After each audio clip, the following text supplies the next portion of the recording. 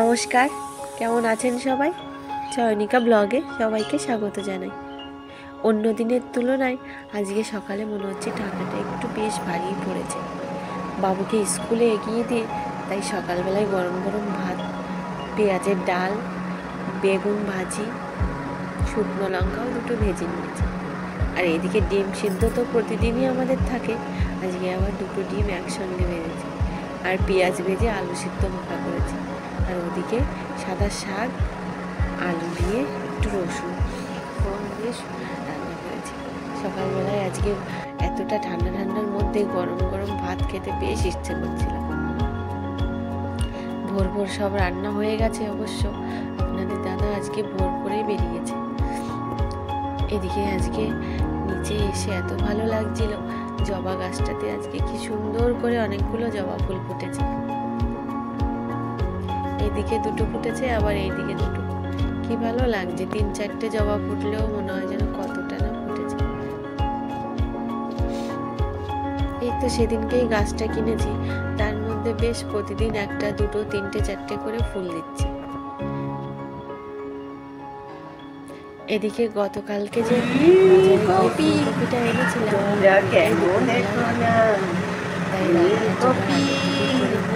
কেটে নিয়েছি, এখানে আলু কাটা আছে, আমার নুন জল দিয়ে ভিজিয়ে রেখেছি, মশলা করেছি, আছে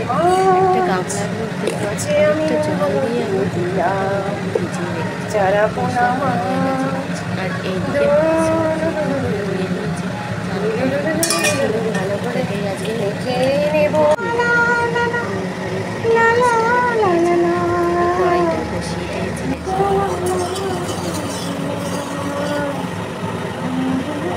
কড়াইটা গরম হয়ে গেছে,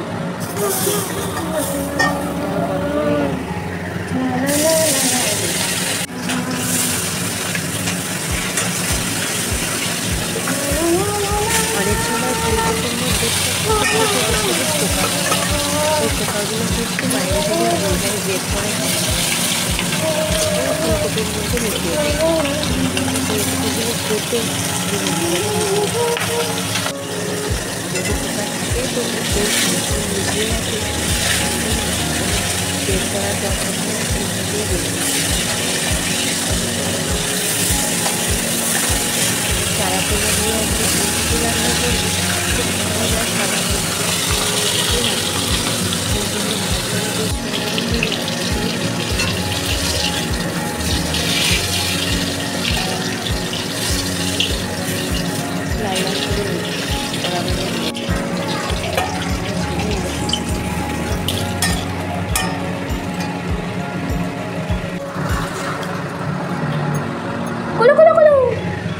সরে যা, তেল ছুটবে। সেখানে আমি আলুগুলো ভেজেছি, মাছ ভাজার তেলই রয়েছে, এর মধ্যে আলু দিয়ে দিয়েছি আর ফুলকপির জল তুমি একটু বেশি পড়ো, চান করো, চান করে খাইয়ে শুয়ে পড়ো, আমার বই পড়ো, ম্যাডামের পড়াগুলো রিভাইজ করো, আমার বইটা পুরোপুরি পড়ো।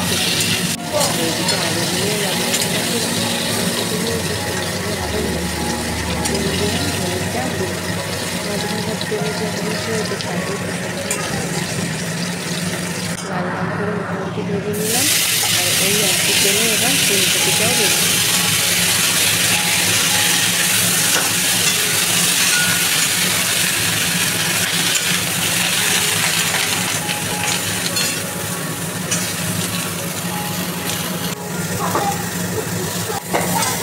হালকা নুন দিয়ে দুটো পিস করে একটু ভাজবো।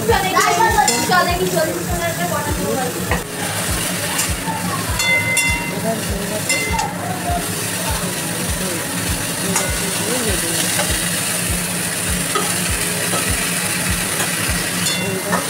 আলুগুলো আবার ওর মধ্যে দিয়ে দিলাম, তুলে নিয়ে আরও খানিকটা তেল দেওয়া লাগবে।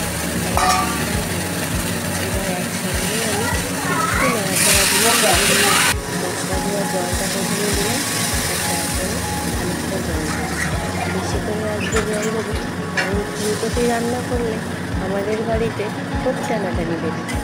আর এমনিতেই ফুলকপির এখন অনেকটা দাম, এই একটা ফুলকপি সেদিনকে এই ছেলে কখন চান করবে ঘুমাবে তার ঠিক একটা ফুলকপি 30 টাকা দিয়ে কিনেছি, খুব দাম এখানে। ওই জন্য ফুলকপিতে একটু ঝোলটা বেশি করে দিয়েছি যাতে ঝোলটাই খাওয়া যায়, কারণ প্রতীক্ষা আমি দুজনেই টানাটানি করবে এই ফুলকপি নিয়ে। ঝোলটা অনেকটাই ফুটে গেছে, নুন হলুদ দিয়ে দিয়েছি, আর এদিকে কিছু চেরা কাঁচা লঙ্কা দিয়ে দিই। আলুটাও সেদ্ধ হয়ে গেছে, আলুটাও সেদ্ধ হয়ে গেছে, ফুলকপিটাও অনেকটা সেদ্ধ হয়ে গেছে। এইবার আমি ভেজে রাখা মাছগুলো দিয়ে দিই। মনে হচ্ছে ঝোলটা অনেকটাই পাতলা পাতলা রয়েছে, ওইগুলো ফুলকপির ঝোলটা এইরকমই পাতলাই রাখবে।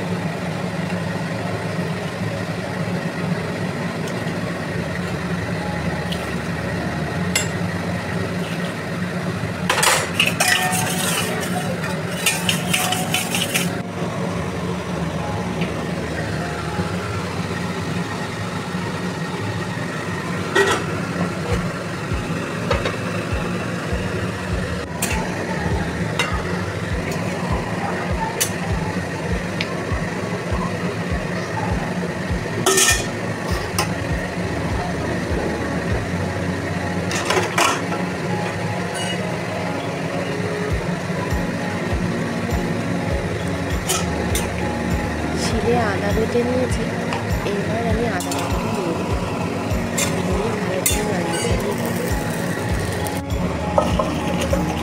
খানিকক্ষণ জাল করে নেড়ে চেড়ে নিয়ে মাছের ঝোলটা নামিয়ে দিই। কড়াই ধুয়ে বসিয়ে দিয়েছি, তেল দিয়ে দিলাম, তেলের মধ্যে দুটো শুকনো লঙ্কা, দুটো তেজপাতা আমি গোটা জিরে দিই, আর এদিকে জিরে ধনে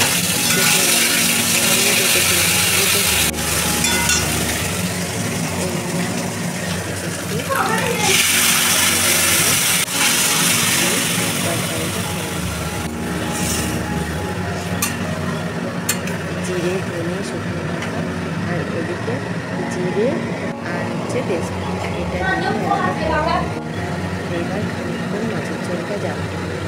খুব সামান্য মশলা আর খুব সামান্যই রান্না বলা যেতে পারে, কিন্তু এইভাবে অবশ্যই একবার রান্না করে দেখবেন, দারুণ লাগে খেতে।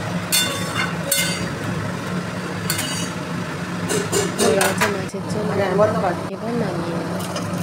তো আজকে এই অবধি, সবাই অনেক ভালো থাকুন, সুস্থ থাকুন, আর অবশ্যই আমার ভিডিও ভালো লাগলে লাইক কমেন্ট শেয়ার করবেন, সাবস্ক্রাইব করবেন। তরকারি কালারটা ভালো হচ্ছে না? হ্যাঁ, কিন্তু মোবাইলে দেখাচ্ছে না।